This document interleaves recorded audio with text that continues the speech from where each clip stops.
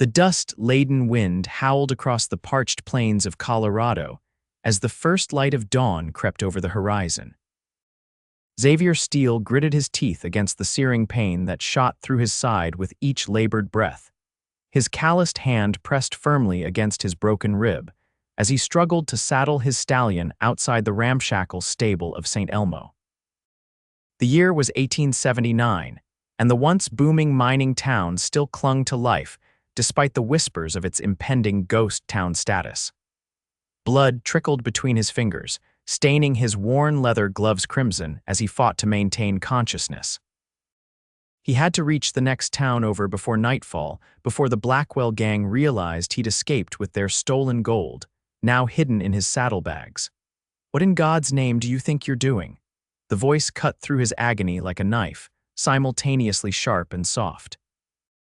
Xavier turned, wincing at the movement, to see Emma Gallagher standing in the stable doorway, her copper hair ablaze in the morning light, green eyes narrowed with concern and unmistakable fury. "Miss Gallagher," he managed, attempting to straighten his posture despite the grinding pain in his side. "Just heading out, don't mind me." Emma stepped forward, her riding boots clicking purposefully against the wooden planks. "Heading out? You can barely stand, Mr. Steele, and don't think I didn't notice you clutching your side when you stumbled into town last night." Xavier attempted a smile that came out as more of a grimace. "It's nothing. Just a scratch from a disagreement with some fellows in Denver." She moved closer, her gaze flicking to the blood seeping through his shirt. In one swift motion, she placed her hand on his, pressing lightly against his injured rib. Xavier couldn't contain the sharp hiss of pain that escaped his lips. "A scratch," she repeated dryly. "Of course. And I suppose you're planning to ride 70 miles with this scratch before sundown." "I don't have much choice," he muttered, glancing nervously over his shoulder. "I've got business that can't wait." "Business that's worth dying for," Emma challenged, stepping between him and his horse. She smelled of lavender soap and determination, a combination Xavier found unexpectedly disarming. "Because that's what will happen if you ride with a broken rib. It'll puncture your lung before you make it halfway." Xavier's jaw clenched. "Miss Gallagher, I appreciate your concern, but save it," she interrupted, reaching for the reins of his horse. "I've patched up enough miners and cowboys to know a broken rib when I see one." Without warning, she took the reins from his trembling hand. "You're not riding anywhere like this, Mr. Steele, not while I'm here." "You don't understand," Xavier protested, reaching for the reins only to double over as pain lanced through his side. Emma caught him before he could fall, surprisingly strong for her slender frame. "What I understand is that you'll be dead before noon if you get on that horse. Now, you have two choices. Let me help you back to my father's clinic, or I'll knock you out myself and drag you there." Despite his predicament, Xavier found himself fighting a smile. He'd heard about Doc Gallagher's headstrong daughter, but the rumors hadn't done her justice. "Are you always this forceful with injured men, Miss Gallagher?" "Only the foolish ones," she replied, her stern expression softening slightly. "And you, Mr. Steele, despite your reputation as a clever ranch hand, are being exceptionally foolish today." Xavier hesitated, glancing at his saddlebags. "My belongings will be safer with me than with a dead man," Emma finished for him, already guiding his horse toward the town's small livery stable. "Joseph," she called out to the stable hand, "Mr. Steele's horse needs looking after, and don't let anyone near his saddlebags without my say-so."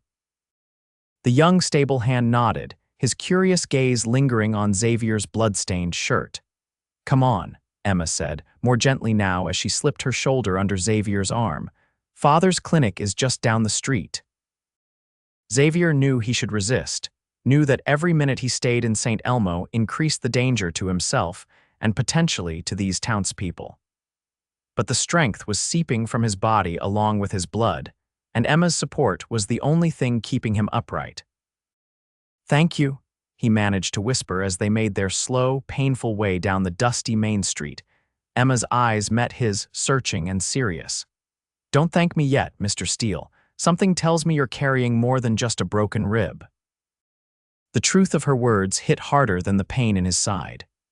Xavier Steele was indeed carrying far more trouble than he'd bargained for, and he just dragged Emma Gallagher right into the middle of it. Dr.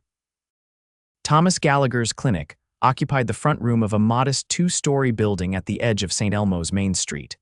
By the time Emma helped Xavier through the door, his shirt was soaked through with sweat and blood. Father. Emma called as she guided Xavier to a wooden examination table in the center of the room. "We have a patient." Dr. Gallagher emerged from the back room, wiping his hands on a clean cloth. He was a tall man with silvering hair and the same penetrating green eyes as his daughter. "What have we here?" he asked, his clinical gaze immediately assessing Xavier's condition. "Broken rib, possibly multiple," Emma reported. "Found him trying to saddle his horse at the stables." Xavier grimaced as the doctor's practiced hands began to probe his side. "I would have made it just fine," he protested weakly. "No, you wouldn't have," Dr. Gallagher stated flatly. "Emma, help me get his shirt off." Together, they carefully removed Xavier's bloodied shirt, revealing a torso mottled with bruises. A jagged laceration ran along his right side, just below a visibly misaligned rib. Dr. Gallagher frowned. "This wasn't from a fall, son. These are beating marks." His eyes narrowed. "And that cut was made with a knife." Xavier remained silent, his gaze fixed on the ceiling. Emma dipped a cloth in a basin of clean water and began to gently clean the wound. "Are you going to tell us what really happened, Mr. Steele, or should we guess?" "It's complicated," Xavier muttered through gritted teeth. "Doctor." Gallagher selected a needle and surgical thread from his instruments. "It always is." He reached for a bottle of whiskey and poured a measure into a glass. "Drink this, then I'm going to stitch that cut and bind your ribs. It's going to hurt." Xavier accepted the whiskey, downing it in one swallow. "I'm used to pain, Doc." "That doesn't make it any easier to bear," Emma said quietly, her fingers unexpectedly gentle as they worked. Xavier's eyes met hers, and something passed between them, a moment of understanding that transcended their brief acquaintance. He was used to being alone, to handling his troubles without assistance or compassion. The tenderness in Emma's touch was almost more difficult to endure than the physical pain. "How long have you been in St. Elmo?" Dr. Gallagher asked as he prepared his needle. "Just rode in last night," Xavier answered, wincing as Emma cleaned a particularly sensitive area of his wound. "And already found trouble," the doctor observed. "Hold him steady, Emma." Emma positioned herself at Xavier's head, her hands firm but gentle on his shoulders. "Take a deep breath," she advised, her face close to his. "And look at me, not what Father's doing." Xavier found himself staring into her eyes as the needle pierced his skin. They were not simply green, as he'd first thought, but a complex mosaic of emerald and gold, framed by lashes several shades darker than her copper hair. "You have remarkable eyes, Miss Gallagher," he said, the words slipping out before the whiskey and pain could be blamed. A hint of pink colored her cheeks. "And you have remarkable timing for compliments, Mr. Steele." Dr. Gallagher cleared his throat pointedly as he continued stitching. "What brings you to our little town, Mr. Steele?" "We don't get many strangers these days unless they're heading to or from the mines." Xavier hesitated, recognizing the protective note in the doctor's voice. "Just passing through," he said finally. "Was working at the Carter Ranch near Denver until recently." "Carter Ranch," Emma's brows rose. "That's over 100 miles from here." "Like I said," Xavier replied carefully, "just passing through." Dr. Gallagher tied off the last stitch and reached for clean bandages. "Well, you won't be passing anywhere for at least 2 weeks. Those ribs need time to heal, and that cut could easily become infected if you ride." Xavier started to protest, but Emma's firm hand on his shoulder stopped him. "Father's right. You try to ride now and you'll die. Whatever you're running from, who says I'm running?" Xavier interrupted. Emma gave him a look that suggested she found his question barely worth acknowledging. "Your injury, your anxiety to leave despite your condition, and the way you keep glancing at the door as if expecting someone to burst through it at any moment." Xavier couldn't help but be impressed by her perception. "You'd make a fine detective, Miss Gallagher." "I simply observe," she replied. "And what I observe is a man in trouble who's too stubborn to accept help." Dr. Gallagher finished binding Xavier's ribs with practiced efficiency. "There. That should stabilize the fracture, but you need rest." He fixed Xavier with a stern look. We have a spare room upstairs. You'll stay there until you're healed enough to travel safely. I can't impose, Xavier began. It's not an imposition if it saves your life, Emma interjected. Besides, I've already instructed Joseph to keep your horse and belongings safe. Unless you plan to crawl to the next town, you're staying. Xavier looked from father to daughter, recognizing the same determined set to their jaws. He was in no condition to argue or to ride, and the thought of a safe place to recover was tempting beyond words. But the danger he'd brought with him. There are men who might come looking for me, he admitted finally. Dangerous men. I wouldn't want to put you or your father at risk, Doctor. Gallagher and Emma exchanged a glance that held volumes of unspoken communication. St. Elmo may be small, Mr. Steele, but we're not unfamiliar with trouble, the doctor said. The sheriff is a good man, and the townspeople look after their own. I'm not one of your own, Xavier pointed out. Emma helped him sit up, adjusting the bandages where they'd loosened with his movement. You are now, she said simply, at least until you're healed. Something warm and unfamiliar bloomed in Xavier's chest, something that had nothing to do with his injuries. It had been a long time since anyone had shown him kindness without expecting something in return. Thank you, he said softly.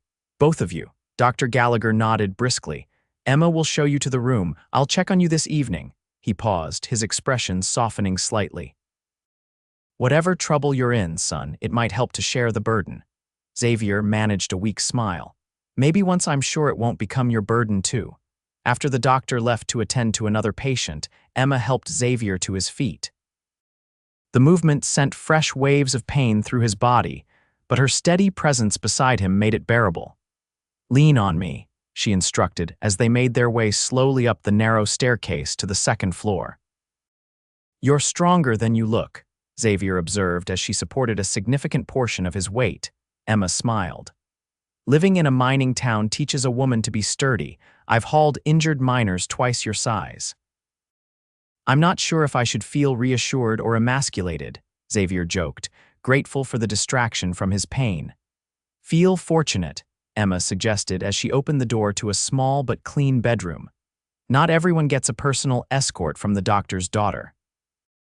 The room was simply furnished with a narrow bed, a wooden chair, and a small table bearing a basin and pitcher. Sunlight streamed through a single window that overlooked the main street, offering a clear view of anyone approaching the clinic. Emma helped Xavier to the bed, arranging pillows to support his injured side. You should try to sleep. I'll bring you something to eat when you wake. As she turned to leave, Xavier caught her hand. Miss Gallagher, Emma. He paused, struggling to find the right words. Those men I mentioned. They won't stop looking for me. What I'm carrying is valuable to them. Emma's gaze didn't waver. And what exactly are you carrying, Mr. Steele? Xavier hesitated. The truth, he said finally, and enough gold to make men kill for it.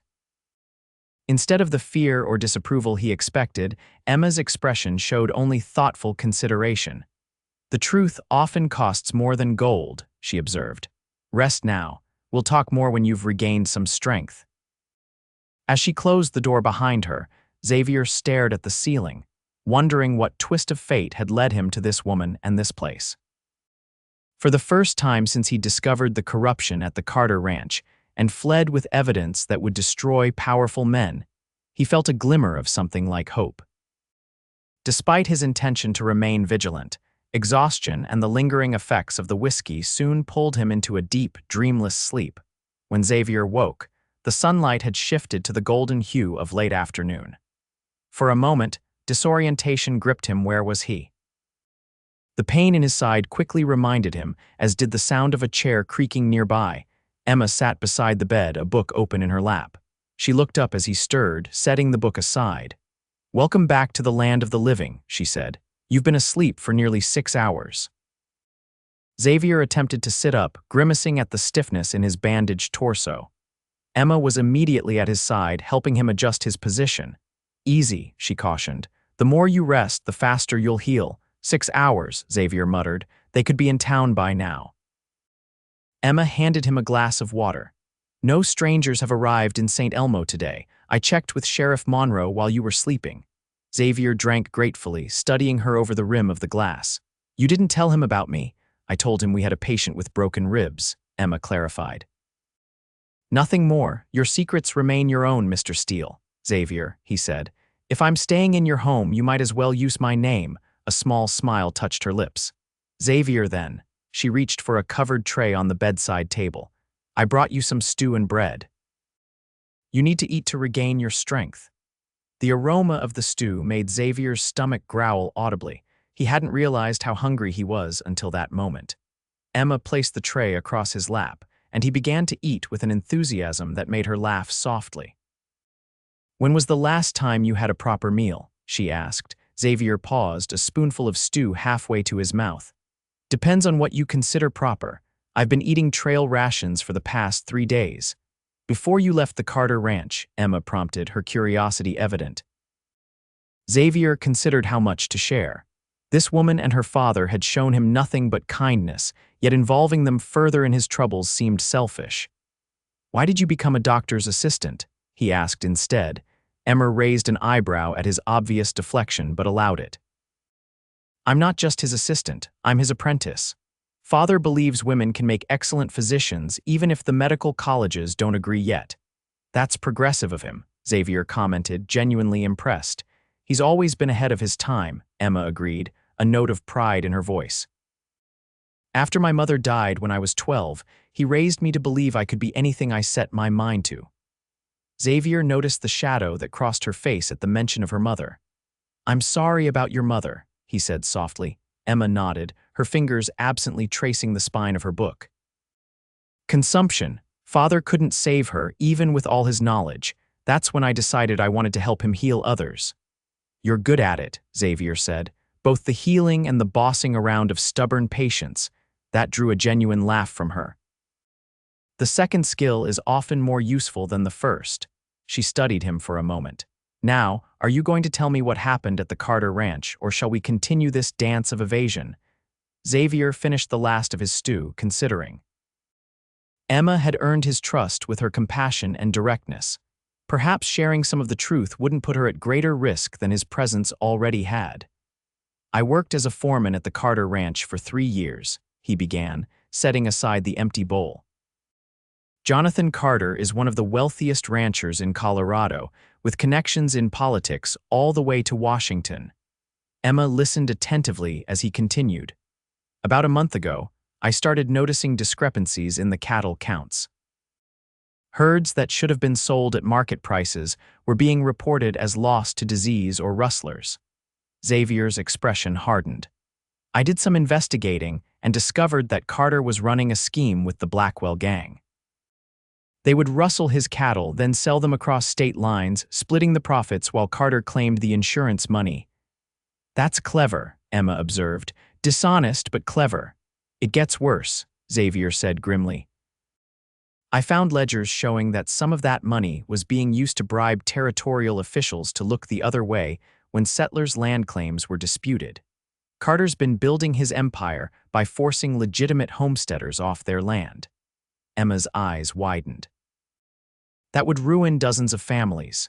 It already has, Xavier's fist clenched on the blanket. When I confronted Carter, he offered to cut me in. When I refused, he had his men work me over and left me for dead in a ravine. But you weren't dead, Emma said softly. Xavier's mouth curved in a grim smile. No, and while they were beating me, I realized where Carter kept his safe. I waited until nightfall, broke into his office and took everything, the ledgers, the correspondence with officials, and enough gold to make it clear I wasn't just another drifter making wild accusations. And now the Blackwell Gang is after you, Emma concluded. Carter can't go to the law without exposing himself, Xavier explained. But the Blackwells have no such concerns. They're hired killers as well as rustlers, and Carter has promised them the gold and more if they recover the evidence and eliminate me. Emma was quiet for a long moment, processing this information. Where were you heading before your ribs decided to complicate matters? Denver, Xavier replied. There's a federal marshal there who isn't in Carter's pocket. With these documents and the gold as evidence, Carter and the Blackwells could finally face justice. How many men are likely following you? Emma asked, her practical nature asserting itself. 4, maybe 5, Xavier estimated. The Blackwell brothers themselves, Lyle and Eugene, and a few of their regular gang members. Emma stood, moving to the window to gaze down at the street below. The setting sun cast long shadows across St. Elmo, transforming the humble buildings into silhouettes against the darkening sky. "We should tell Sheriff Monroe," she said finally, turning back to Xavier. "Not everything, but enough that he can be watchful." Xavier shook his head. "How do you know he isn't one of Carter's men? The man's influence stretches further than you might think." "Because I've known Henry Monroe since I was a child," Emma replied firmly. "He delivered my father's telegrams during the war, then returned to become our sheriff. He's as honest as they come." "Even honest men can be bought," Xavier argued, "not Henry." Emma's conviction was unshakable. "And without his help, how do you plan to evade the Blackwells until you're healed enough to ride?" Xavier had to admit she had a point. In his current condition, he couldn't defend himself, let alone escape if the gang tracked him to St. Elmo.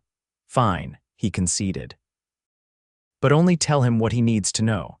The less he knows about the documents, the safer he'll be if the Blackwells do come." Emma nodded. "I'll speak with him tomorrow morning." She collected the empty tray. "For now, you should rest again. The more you sleep, the faster you'll heal." As she reached the door, Xavier called after her. "Emma," she paused, looking back at him. "Thank you," he said simply, "for believing me." A gentle smile crossed her face. "Rest well, Xavier. I'll check on you before I retire." After she left, Xavier lay back against the pillows, his mind racing despite his body's exhaustion.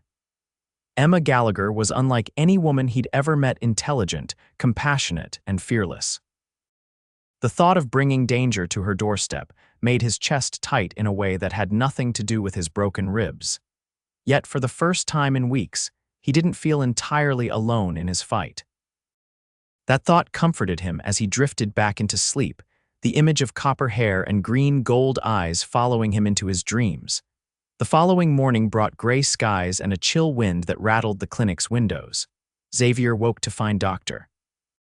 Gallagher checking his bandages, the older man's touch professional but gentle. "The inflammation has subsided somewhat," the doctor observed, "but you've still got a long road to recovery. No riding for at least 2 weeks, possibly 3. Xavier frowned. "I don't have that kind of time, Doc." Dr. Gallagher fixed him with a stern look. "Emma told me some of what you're running from. I understand your urgency, but medicine doesn't bend to convenience. Ride too soon, and that rib will puncture your lung." The door opened before Xavier could respond, and Emma entered carrying a tray of breakfast and a folded newspaper. Her hair was neatly braided, but a few copper tendrils had escaped to frame her face. Despite his discomfort, Xavier found himself admiring the way the morning light caught in those wayward strands. "I spoke with Sheriff Monroe," she announced, setting down the tray. "He's increased patrols at the town's entrance and asked the telegraph operator to notify him of any messages concerning strangers." "What exactly did you tell him?" Xavier asked, accepting a cup of coffee from her. "That you witnessed a crime involving cattle rustling and corrupt officials, and that dangerous men might come looking for you." Emma sat in the chair beside his bed. "He didn't ask for details, but he promised to be vigilant." Dr. Gallagher nodded approvingly. "Henry's a good man." "If the Blackwells show up, he'll handle them." Xavier wasn't as confident. "The Blackwells aren't common outlaws, Doc. They're killers who have eluded the law for years." "Then perhaps it's time their luck ran out," the doctor replied evenly. "Now I have patience to see." "Emma will change your bandages later. Try to eat everything on that tray. You need your strength." After her father left, Emma unfolded the newspaper she'd brought. "There's something you should see," she said, pointing to a small article. Xavier scanned the headline, "Search continues for missing ranch foreman."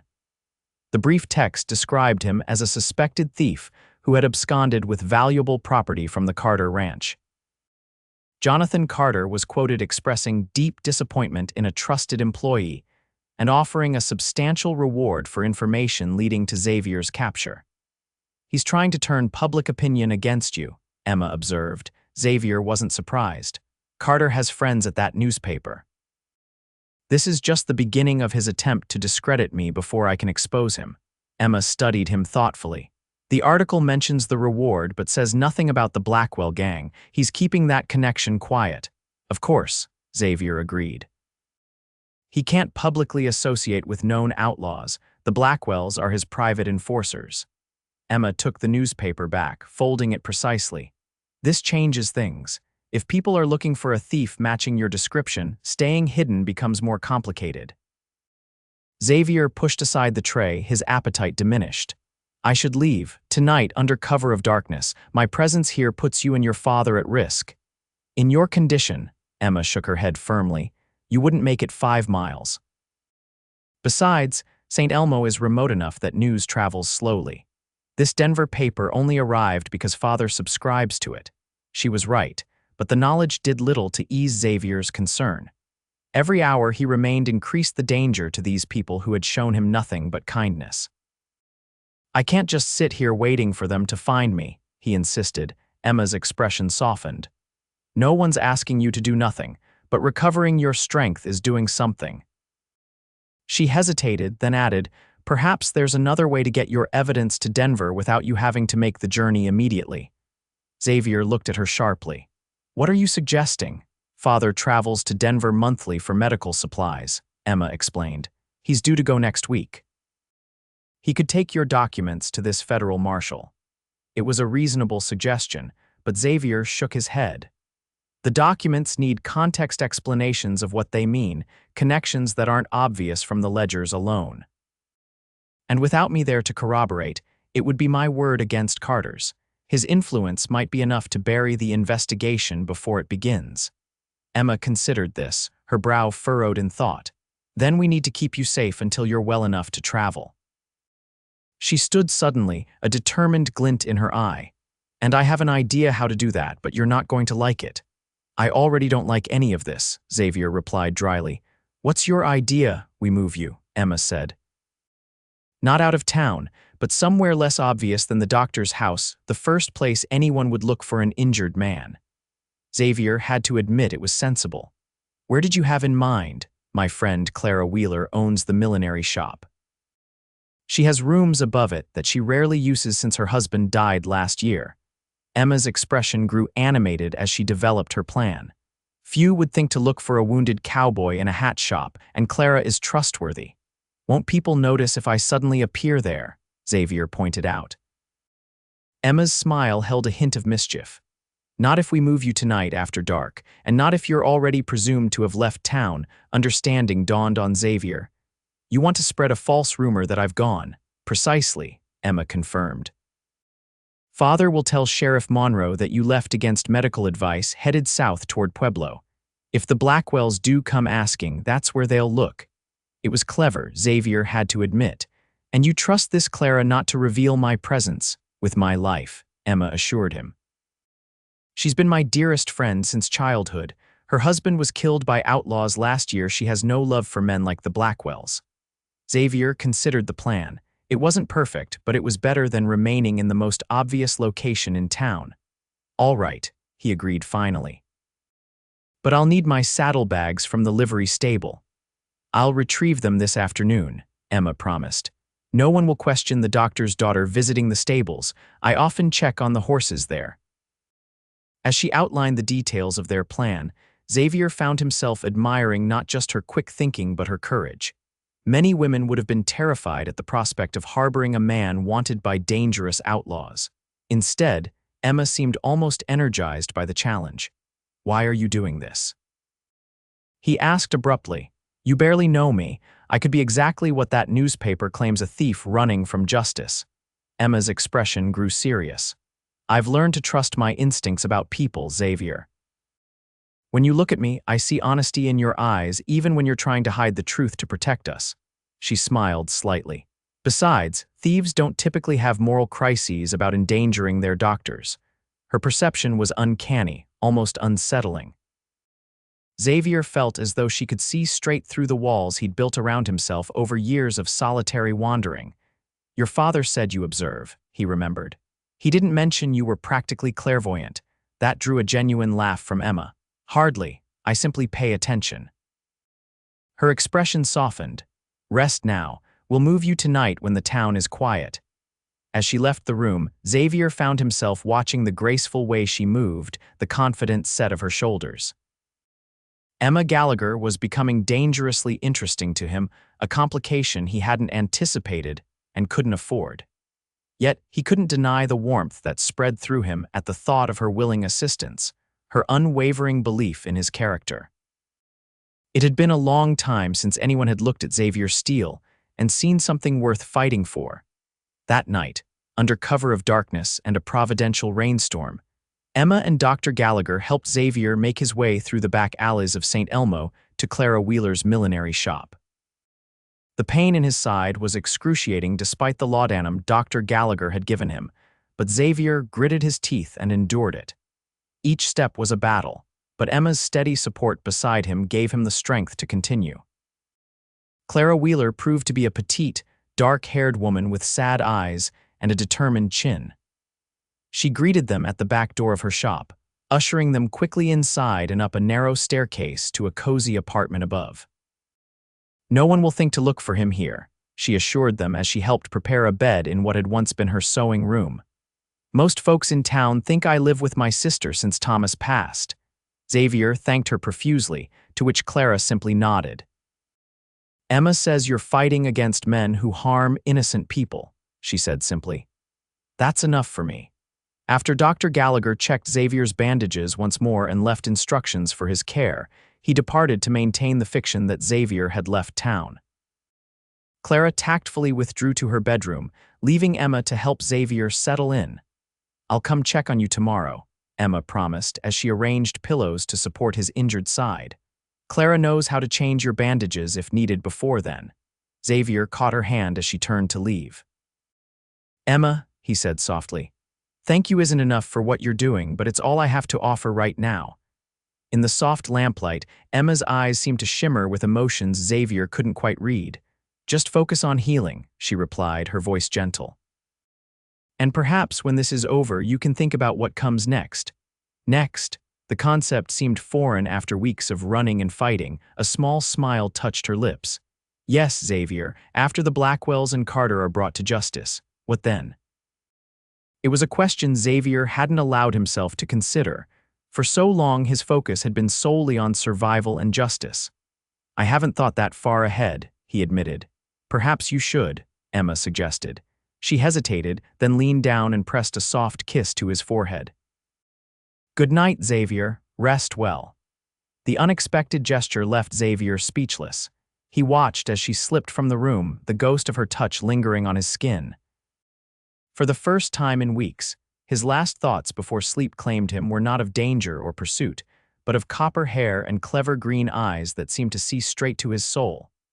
The next 3 days passed in a strange limbo of confinement and healing.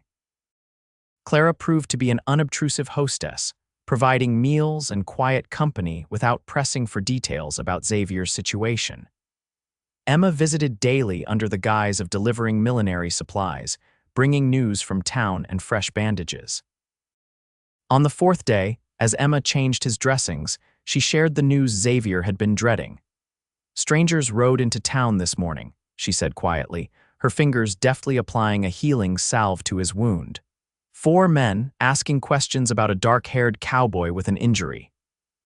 Xavier's body tensed. "The Blackwells, I think so," Emma confirmed. "Sheriff Monroe directed them to the saloon, said he'd meet them there. He's maintaining the story that you left for Pueblo." Xavier tried to sit up, wincing at the pain the movement caused. "I need to see them to confirm it's them." Emma pressed him gently back against the pillows. "Clara's already handling that. She's delivering a hat to the saloon keeper's wife, a perfect excuse to observe the newcomers." As if summoned by her name, Clara appeared in the doorway, her expression grim. "It's them," she said without preamble. "I recognized Lyle Blackwell from the wanted posters, tall man with a scarred cheek and a silver watch chain. The other men match Xavier's descriptions too." Xavier exchanged a worried glance with Emma. "Did they see you?" Clara shook her head.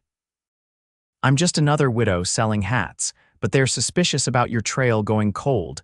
They didn't believe the sheriff's story about you heading to Pueblo." "They'll search the town," Xavier predicted grimly. "Every building, every stable." "Let them try." Emma said with surprising steel in her voice. Sheriff Monroe won't allow them to terrorize townsfolk without cause, and no one knows you're here except the three of us and Father. Xavier wasn't reassured. These men are killers, Emma. They won't be deterred by a small-town sheriff. Then we need to get you out of town, Emma said decisively, tonight before they can organize a thorough search. I can't ride, Xavier reminded her, frustration evident in his voice, and they'll be watching every road out of St. Elmo. Clara spoke up from the doorway. What about Jenkins' supply wagon? He's leaving for Denver tomorrow morning with a shipment of ore samples from the Silver Queen mine. Emma's eyes lit up. That could work. Jenkins is trustworthy, and his wagon has a false bottom for transporting high-grade ore samples. You want to smuggle me out in a mining wagon? Xavier asked incredulously.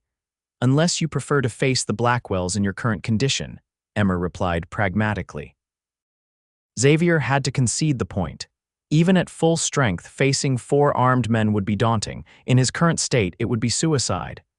How do we convince Jenkins to take on this risk? He asked. Leave that to me, Clara said with surprising firmness. Jenkins has been sweet on me since Thomas passed. He won't refuse if I ask as a personal favor. Emma nodded approvingly. I'll bring Father's medical bag tonight. We'll need to give you something for the pain. That wagon ride won't be gentle on your ribs. The plan took shape quickly, with each detail carefully considered. Jenkins would hide Xavier in the false compartment of his wagon, covering him with ore samples and mining equipment. Emma would provide enough laudanum to keep Xavier comfortable during the jolting journey. Clara would create a distraction at the general store to draw attention away from the loading of the wagon. As Clara left to speak with Jenkins, Emma sat beside Xavier on the bed, her expression troubled. This is happening faster than I expected, she admitted. I thought we'd have more time for you to heal.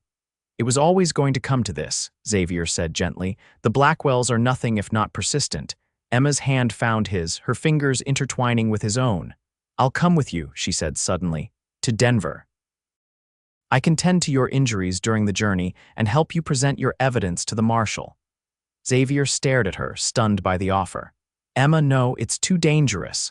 More dangerous than staying here with the Blackwells searching every building, she countered. Besides, you'll need medical attention that Jenkins can't provide. Your father already knows I might go, she interrupted. We discussed the possibility when the Blackwells first arrived. He agrees it's safer for me to be away from St. Elmo until this is resolved. Xavier studied her determined face, recognizing the futility of arguing. You're the most stubborn woman I've ever met, he said finally. A smile curved Emma's lips. Thank you, I consider that high praise. Despite the gravity of their situation, Xavier found himself smiling back. If we survive this, Miss Gallagher, I'd very much like to take you to dinner in Denver. A proper dinner without outlaws or broken ribs complicating matters. The blush that colored Emma's cheeks was answer enough, but she replied anyway. I'd like that very much, Mr. Steele. Their moment of connection was interrupted by Clara's return. Jenkins has agreed, she announced. We leave before dawn tomorrow.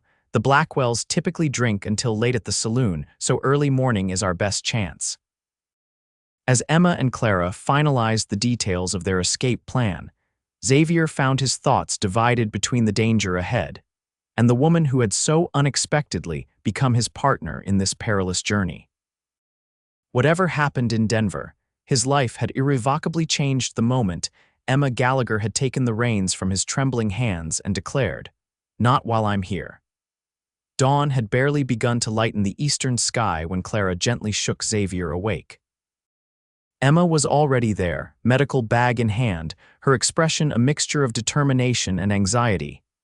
"It's time," she whispered, helping him sit up.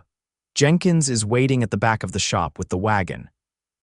The laudanum Emma administered dulled the worst of the pain as they carefully helped Xavier down the back stairs.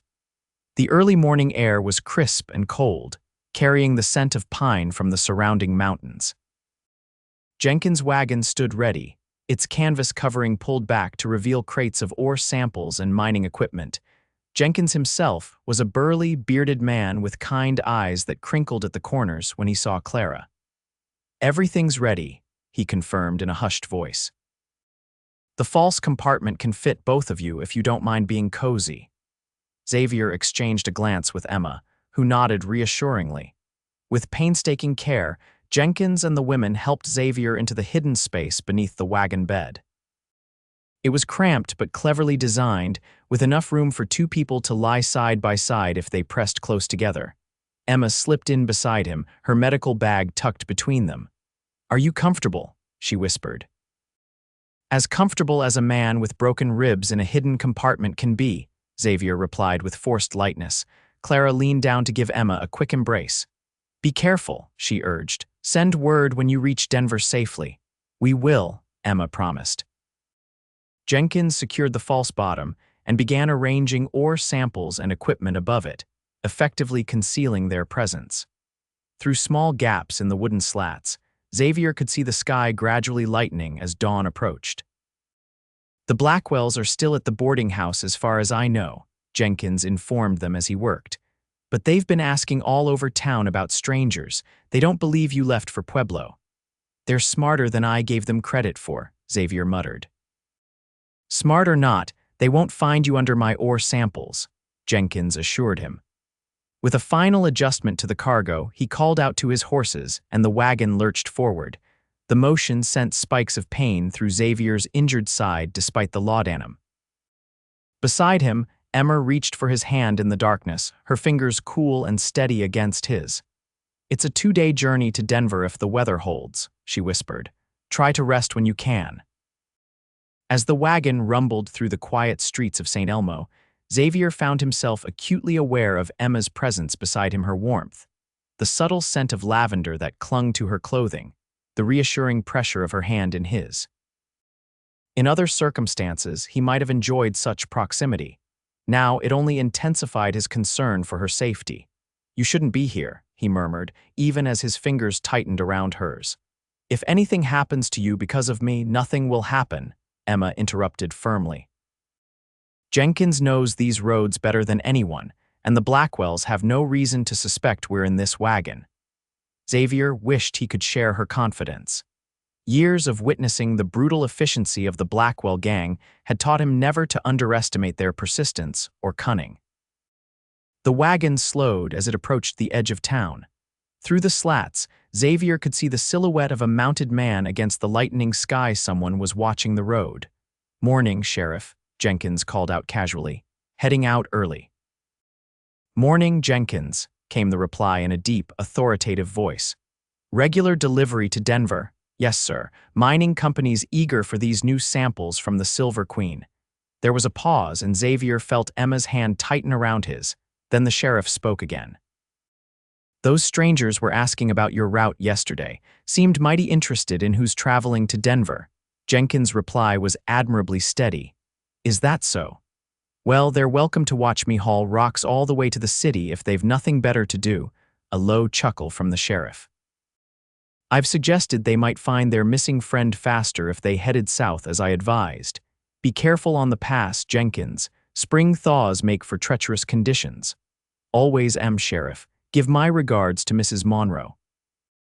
The wagon lurched forward again, and Xavier released a breath he hadn't realized he was holding. Beside him, Emma did the same. "The sheriff knows," she whispered, "and he's helping us," Xavier added, surprised and grateful. They fell silent as the wagon picked up speed, leaving St. Elmo behind. The terrain grew increasingly rough as Jenkins guided his team up into the mountain pass that would eventually lead them down to the plains and Denver beyond. Every jolt and bump sent renewed pain through Xavier's injured ribs, but he bit back any sounds of discomfort, unwilling to worry Emma further. The laudanum helped, but couldn't entirely mask the agony of their rough journey. As morning fully arrived, the heat in their hiding place increased. Sweat beaded on Xavier's forehead, and he could see Emma's face glistening as well in the dim light that filtered through the slats. "Water," she whispered, reaching for a canteen in her medical bag. She helped him drink, her movements careful in the confined space. "Thank you," he murmured. "Not exactly the journey to Denver I would have chosen for you." A small smile curved her lips. "I've endured worse. When I was 16, Father and I traveled with a mining expedition into the mountains during a blizzard. 3 days in a tent with 6 injured miners makes this seem positively luxurious. Xavier couldn't help but smile at her resilience. You're extraordinary, Emma Gallagher. The blush that colored her cheeks was visible even in the dim light. Rest, Xavier. We have a long journey ahead. He obeyed, allowing the rocking of the wagon and Emma's presence to lull him into a fitful doze. His dreams were fragmented things, flashes of the beating that had broken his ribs, Jonathan Carter's contemptuous face, the Blackwell brothers with their matching cold smiles. But throughout, there was Emma's voice, pulling him back from the darkness, reminding him that he wasn't alone. Xavier woke to Emma's hand on his shoulder and her urgent whisper. "Riders coming. Stay absolutely silent." The wagon had stopped. Through the slats, Xavier could see that the sun was high. They'd been traveling for several hours. He strained to hear, catching the sound of approaching hoofbeats. "Morning, gentlemen," Jenkins called out, his voice carrying clearly to their hiding place. "Something I can help you with." "That depends," came a drawling reply that sent ice through Xavier's veins. "Lyle Blackwell. We're looking for a friend who might be traveling this road. Haven't seen anyone else since I left St. Elmo at dawn," Jenkins replied easily. "Road's been quiet. Mind if we take a look at your cargo?" A different voice, Eugene Blackwell, the younger brother. "It's just ore samples and equipment," Jenkins said, "but help yourself if you're interested in rocks." Xavier felt Emma's body tense beside his as footsteps approached the wagon. Above them, the canvas cover was pulled back and sunlight streamed through the slats of their hiding place. "What's in these crates?" Lyle demanded. "Silver ore from the Queen mine," Jenkins answered. "Valuable stuff. Mining company would be mighty upset if anything happened to these samples." Something heavy shifted above them, one of the Blackwells examining the cargo. Xavier held his breath, acutely aware of how thin the barrier between them and discovery really was. "Lot of equipment for ore samples," Eugene observed suspiciously. "New drilling techniques," Jenkins explained. "Companies testing some fancy Eastern tools." There was a long pause. Xavier could almost feel Lil Blackwell's suspicion. Then a third voice spoke, one of their gang members. "Lyle, there's fresh tracks heading west at that fork we passed. Could be our man took the alternate route." The weight above them shifted again as the Blackwell brothers apparently moved away from the wagon. "If you see a dark-haired fellow, injured in the side, you let the sheriff in the next town know," Lyle instructed Jenkins. "There's a reward for information." "I'll keep my eyes open," Jenkins promised. The canvas was replaced, and moments later Xavier heard the sounds of the riders departing. Neither he nor Emma moved for several long minutes until Jenkins' voice came to them, quiet but clear. "They're gone." "Heading west on that false trail I asked Tanner to create yesterday." Emma released a shaky breath. "That was too close." "We're not safe yet," Xavier cautioned. "They'll realize the deception eventually." The wagon began moving again, picking up speed. Jenkins called down to them. "I'm going to push hard while we've got daylight. Want to put as much distance between us and them as possible." The remainder of the day passed in uncomfortable, tense silence. Emma administered more laudanum when Xavier's pain became too intense, but they spoke little, both aware of how precarious their situation remained. When the wagon finally stopped for the night, the sun had long since set. Jenkins helped them emerge from their hiding place, Xavier wincing at the stiffness in his body and the renewed throbbing in his side. "We've made good time," Jenkins informed them as he built a small fire. "Should reach Denver by tomorrow evening if we start early." Emma immediately set about checking Xavier's bandages, her touch professional but gentle. "The wound looks clean, no signs of infection," she reported, "but you're running a fever." Xavier wasn't surprised. The combination of pain, stress, and the confined space had taken its toll. "I'll be fine once we reach Denver," he assured her, though they both knew it was bravado more than truth. They ate a simple meal of beans and hardtack, then Jenkins excused himself to tend to the horses, tactfully giving them privacy. Seated beside the small fire, Emma's face illuminated by the dancing flames, Xavier found himself studying her profile, the determined set of her jaw, the graceful curve of her neck, the the stray tendrils of copper hair that escaped her practical braid. "What will you do?" he asked suddenly. "After we reach Denver and deliver the evidence?" Emma looked up, surprise evident in her expression. "I haven't thought that far ahead," she admitted, echoing his own words from days earlier. "Will you return to St. Elmo?" She was quiet for a moment, her gaze returning to the fire. "I don't know," she said finally. "Father always encouraged me to pursue medical training, perhaps in Denver or even back east." She hesitated, then added softly, "But I never had a compelling reason to leave before." The implication in her words hung between them, fragile and unacknowledged. Xavier reached across the space separating them, his fingers brushing hers. "I never had a reason to stay anywhere," he confessed. Not until a sudden crack of gunfire interrupted him, the bullet splintering the log beside Emma. Xavier reacted instinctively, pulling her to the ground as more shots rang out. "Jenkins!" Xavier shouted, but there was no response from the direction of the horses. "We need cover," Emma gasped, already crawling toward the wagon. Xavier followed, pain screaming through his side with each movement. They reached the relative shelter of the wagon's wheels as more bullets thudded into the wood above them. "They found us," Emma whispered unnecessarily, her face pale in the dim firelight. Xavier nodded grimly. They must have realized the western trail was a decoy and doubled back. He peered cautiously around the wagon wheel, trying to pinpoint the shooters' locations. "I count 3 of them spread out in the trees." "Where's Jenkins?" Emma asked, her voice tight with worry. "I don't know," Xavier admitted, "but we can't stay here, they'll flank us." Emma's gaze was steady despite her fear. "What do we do?" Xavier's mind raced, assessing their limited options. The darkness was both ally and enemy. It concealed them, but also hid potential escape routes. "There's a ravine about 50 yards behind us," he recalled from their journey. "If we can reach it, we might be able to follow it to the road and flag down help." "You can barely walk," Emma pointed out. "I can run if it means keeping us alive," Xavier countered. Another volley of shots hit the wagon, and a voice called out loud, "Blackwell. We know you're there, Steele. Give up the documents and the gold and we might let the girl live." Xavier met Emma's eyes in the darkness. "On my signal, run for the ravine. Don't stop, don't look back." "I'm not leaving you," she protested. "I'll be right behind you," he promised, knowing it might be a lie. His injured body would slow them both down. "Emma, please, I can't watch you die because of me." Something in his voice must have convinced her, because she nodded reluctantly.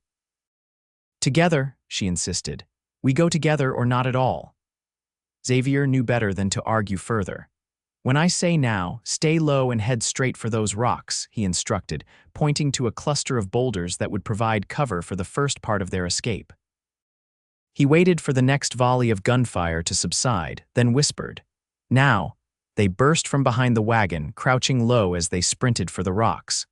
Pain tore through Xavier's side with each step, but adrenaline propelled him forward. Emma matched his pace, her hand finding his in the darkness. Shots rang out behind them as the Blackwells spotted their movement. Bullets kicked up dirt at their heels, but the darkness and the Blackwells' position worked in their favor. They reached the rocks unscathed, pressing themselves against the cool stone as they caught their breath. 50 more yards, Xavier gasped, clutching his side. Fresh blood was seeping through his bandages, but there was no time to worry about that now. Emma nodded, her face determined despite the fear evident in her eyes. "Ready when you are." They were preparing to make the final dash to the ravine when a shout from behind them froze them in place. "Move another inch and the old man dies." Eugene Blackwell's voice carried clearly through the night air.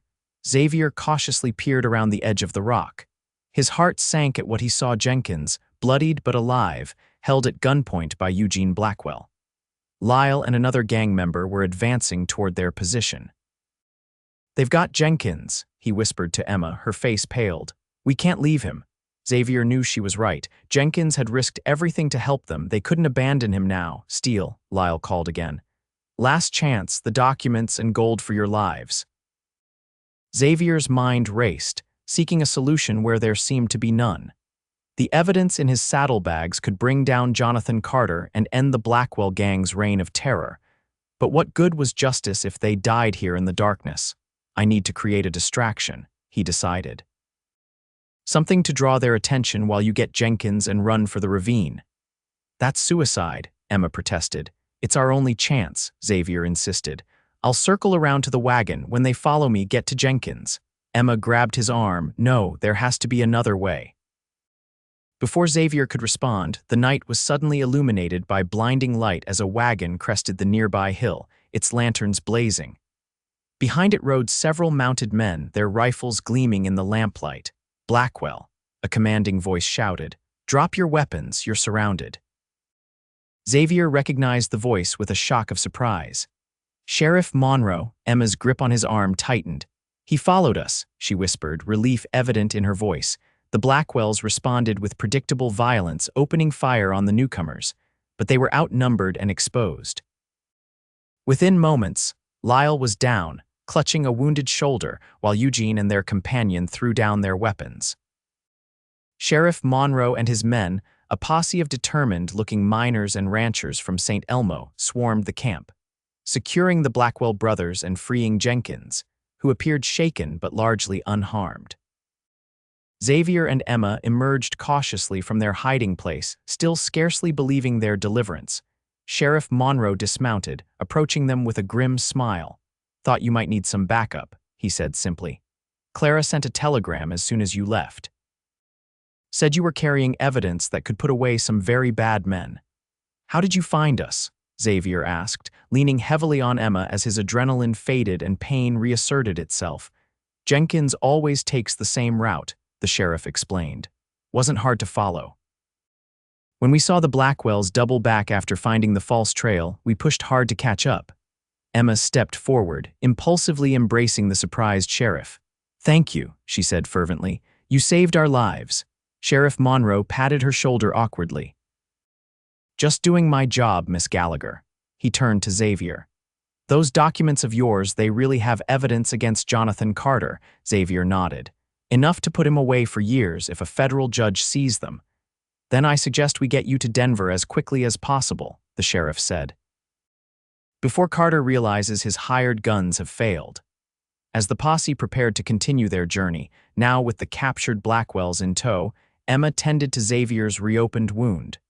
The bleeding had slowed, but his fever was worse, his skin hot to the touch despite the cool night air. You need a proper doctor, she murmured as she applied fresh bandages. Xavier caught her hand, pressing it to his cheek. I have the finest doctor I could ask for, he said softly. Emma's eyes met his, emotions warring in their green depths. I was so afraid, she admitted in a whisper. When the shooting started, all I could think was that I might lose you before. Before what? Xavier prompted when she trailed off. A gentle smile touched her lips. Before I had the chance to accept your invitation to dinner in Denver. Despite his pain and exhaustion, Xavier laughed. Is that a yes, Miss Gallagher? It's a yes, Mr. Steele, she confirmed, her smile widening. Once we've delivered your evidence and you've healed properly, Sheriff Monroe approached, interrupting their moment. We've prepared a place for you in the supply wagon, he informed them. It'll be more comfortable than Jenkins' false compartment. We ride for Denver at first light. As Emma helped Xavier to the wagon, he was struck by the strange twists of fate that had led him to this moment. What had begun as a desperate flight from danger had somehow delivered him to the threshold of something he'd never expected to find, not just justice, but the possibility of a future with this remarkable woman who had taken the reins when he could not. That night, as Emma sat beside him in the wagon, her hand clasped in his, Xavier Steele allowed himself to hope for the first time in years, hope for justice, hope for healing, and hope for a life beyond the shadows of the past. The journey to Denver passed in a blur of pain and fever for Xavier. Emma remained constantly at his side, cooling his forehead with damp cloths and changing his bandages when blood seeped through. Sheriff Monroe pushed the party hard, aware that Xavier's condition was deteriorating and that Jonathan Carter might have more men searching for them. They reached Denver as the sun was setting on the second day, the city's buildings rising like sentinels against the backdrop of the distant mountains.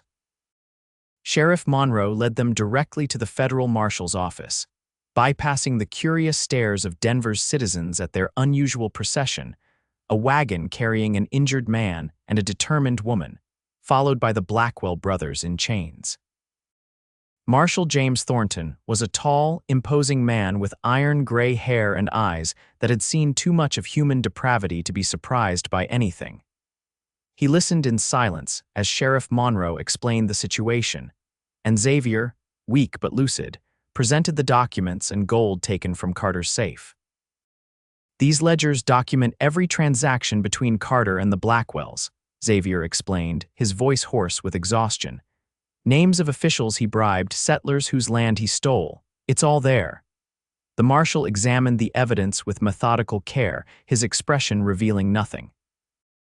When he finally looked up, his gaze was sharp with interest. "This is enough to build a case," he confirmed. "Carter has friends in high places, but this evidence is compelling. The territorial governor will want to see this immediately." "The Blackwells will corroborate if offered leniency," Sheriff Monroe suggested. "They're not known for loyalty when their necks are on the line." Marshal Thornton nodded. "I'll send telegrams tonight. Carter will be arrested before he can flee." He turned to Xavier. "You've taken an enormous risk, Mr. Steele. The territory owes you a debt of gratitude." "I had help," Xavier replied, his gaze finding Emma, who stood nearby. "I wouldn't have made it without Miss Gallagher." The marshal's eyebrows rose slightly as he took in Emma's disheveled appearance and unwavering posture. "So I see," he said, a hint of admiration in his voice. "Now, let's get you to a doctor. You look half dead, and I need you alive to testify." A federal physician was summoned to examine Xavier. His diagnosis confirmed Emma's fears. The wound had become infected during their journey, and Xavier's broken ribs needed proper medical attention.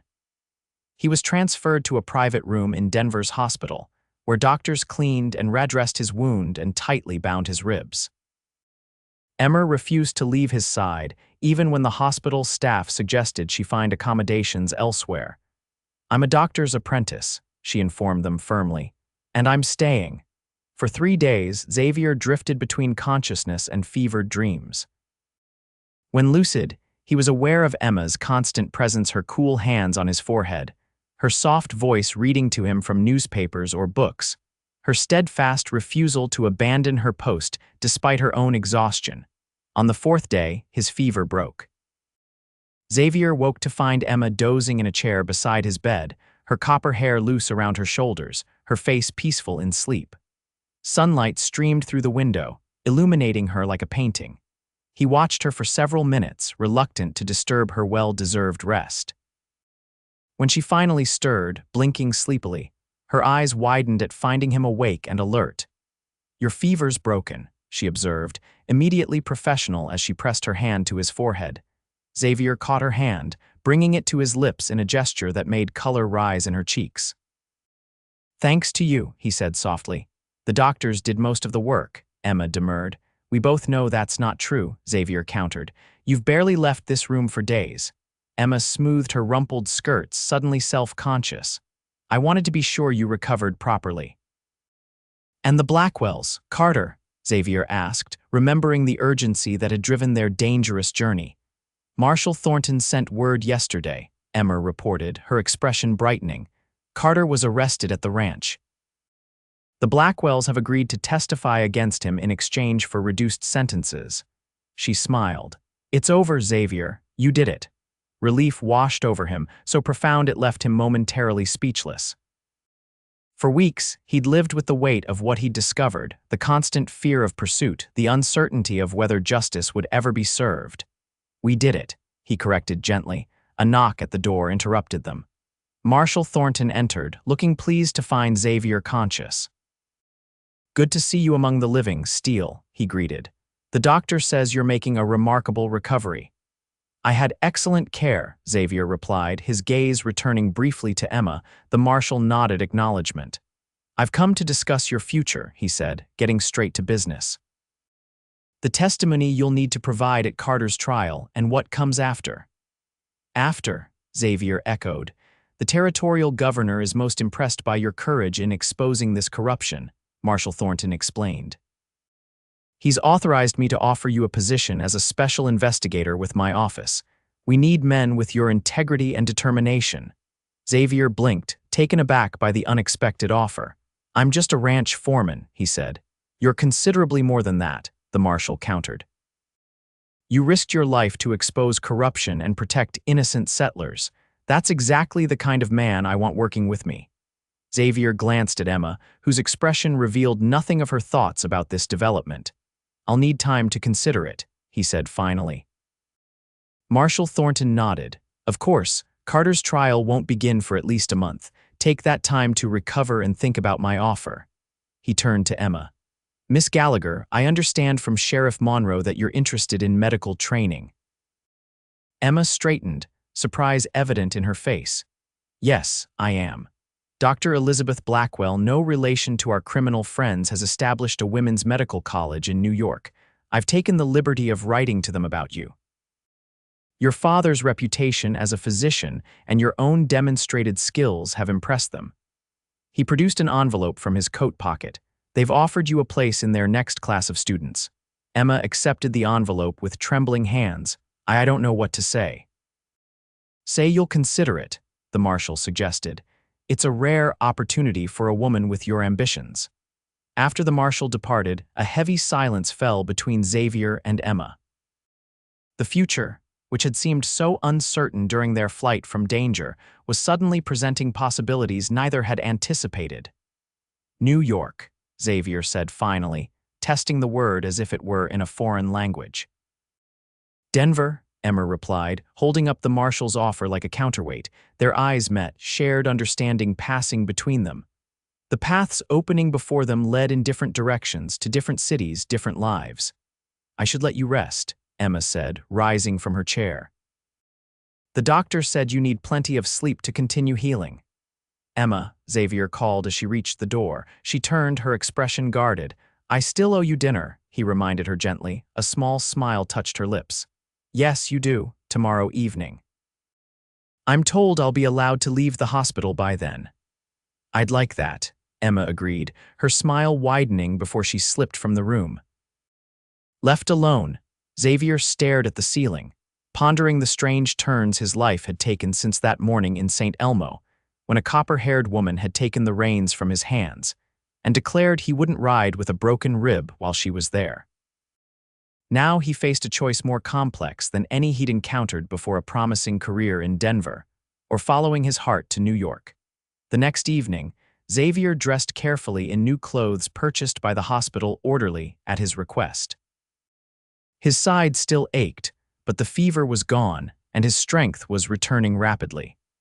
He was waiting in the hospital lobby when Emma arrived, and the sight of her momentarily took his breath away.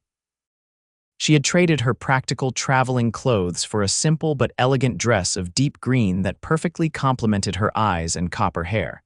She'd pinned her hair up, revealing the graceful curve of her neck. "You look beautiful," Xavier said sincerely as he offered her his arm. Emma's cheeks colored prettily. "And you look much improved from the man who was half dead in my father's clinic a week ago." Xavier laughed. "A low bar to clear, but I'll take the compliment."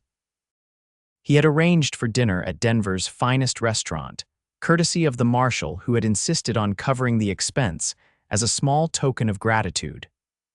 The restaurant overlooked the city, its large windows offering a panoramic view of Denver illuminated by the setting sun. As they were seated at a secluded table, Xavier found himself studying Emma's face in the soft lamplight. She seemed both the same woman who had so fearlessly helped him escape St. Elmo and somehow transformed, more elegant, more poised, a glimpse perhaps of the physician she might become.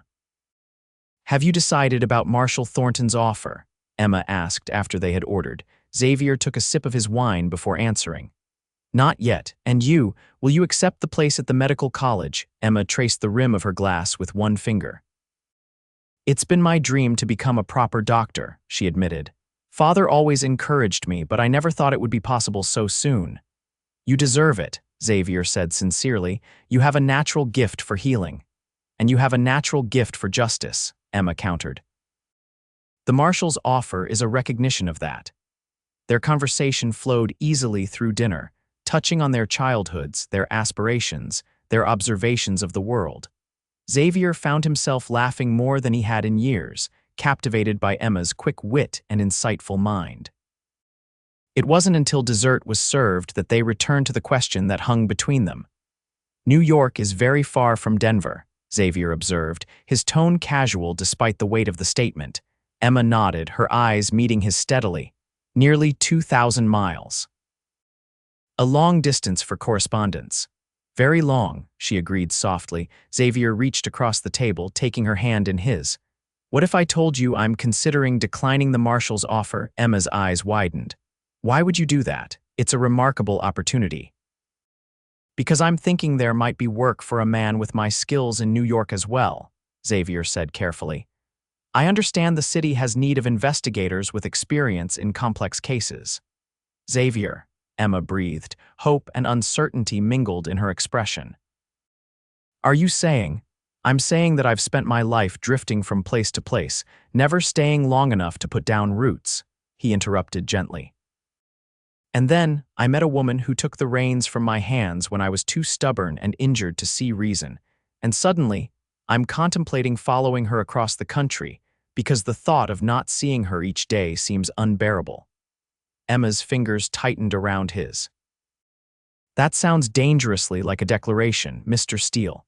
Xavier smiled, his heart lighter than it had been in years. It sounds that way because it is, Miss Gallagher. I'm declaring that these past weeks, despite the danger and pain, have been the most alive I've ever felt. And it's because of you. Emma's eyes glistened with unshed tears. We've known each other such a short time, she whispered. Time enough for me to know that I want more time, Xavier replied. Much more, enough to see you become the doctor you're meant to be. Enough to build something lasting together. A single tear slipped down Emma's cheek. I was so afraid to tell you that I couldn't bear the thought of going to New York without you, she admitted. That I've been trying to convince myself that a woman who wants to be a doctor has no business falling in love. And have you succeeded in that conviction? Xavier asked, his heart hammering in his chest. Emma shook her head, a radiant smile breaking through her tears. Not at all. It seems I've fallen in love with a stubborn cowboy who tried to ride with broken ribs. Xavier brought her hand to his lips, kissing it tenderly. And I've fallen in love with the extraordinary woman who stopped me. 1 year later, the garden behind a modest brownstone in New York City bloomed with early summer flowers. Emma Gallagher sat on a bench beneath a flowering apple tree, medical textbooks spread around her as she studied for her examinations. The sound of the gate opening made her look up, a smile already forming on her lips. Xavier Steele entered the garden, his hat in his hands, his face lighting up at the sight of her. He wore the tailored suit of a city detective now, though he still moved with the easy grace of a man who had spent years in the saddle. How was your day? Emma asked as he bent to kiss her cheek. Successful, Xavier replied, settling beside her on the bench. We arrested the counterfeiter who's been flooding the market with false bills. Your observation about the ink stains on his hands was the key. Emma smiled, pleased. And how is your side today? Xavier's hand unconsciously touched his ribs, where the memory of his injury sometimes still ached in cold weather. Fine. Dr. Harrison says the last surgery has fully healed. Good, Emma said firmly. Because Father's arriving tomorrow, and I won't have him thinking I've let you neglect your health. Xavier laughed. As if you would allow such a thing, Dr. Gallagher to be.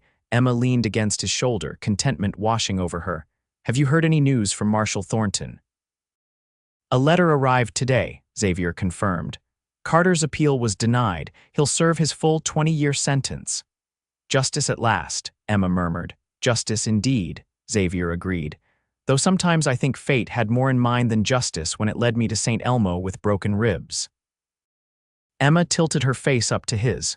Oh, and what might that be? Xavier's eyes, warm with love, met hers. A beginning, he said simply. The beginning of us. As the sun set over the city that had become their new home, Xavier drew Emma closer, marveling at the journey that had brought them here from a dusty street in a dying mining town to this peaceful garden in New York. His hand found the small velvet box in his pocket, the ring he had purchased that morning burning a hole in his consciousness. Later, as stars appeared in the darkening sky, he would ask Emma Gallagher to marry him. She would say yes, tears shining in her green eyes. And they would begin planning a life together that neither could have imagined on that fateful day when a stubborn cowboy tried to ride with broken ribs, and a determined woman took the reins and said, "Not while I'm here." In the years that followed, Dr. Emma Gallagher Steele would become one of New York's most respected physicians, specializing in the treatment of women and children from the city's poorest neighborhoods. Xavier would rise through the ranks of the police department to lead its investigation bureau, his integrity and determination earning him a reputation as a man who could not be bought or intimidated. They would welcome 2 children, a son with his father's dark hair and his mother's green eyes, and a daughter whose copper curls and stubborn chin were the mirror image of Emma's. They would build a life filled with purpose and love, their home a haven for both family and those in need of care or justice. And on quiet evenings, when the children were asleep and the day's work was done, they would sometimes speak of St. Elmo, of broken ribs and desperate escapes, of a journey that had begun with pain but led to something beautiful and enduring. Do you ever regret it? Xavier would sometimes ask as they sat together in their garden, leaving St. Elmo, taking a chance on a wounded cowboy with dangerous enemies, and Emma would smile that smile that still took his breath away, even after all their years together. "Not for a single moment," she would reply, her hand finding his as it had in the darkness of Jenkins' wagon. "Some journeys are worth every risk." In the end, that broken rib had been the beginning of their greatest adventure, one that would last a lifetime and beyond, proving that sometimes the most unexpected detours lead precisely where we're meant to be.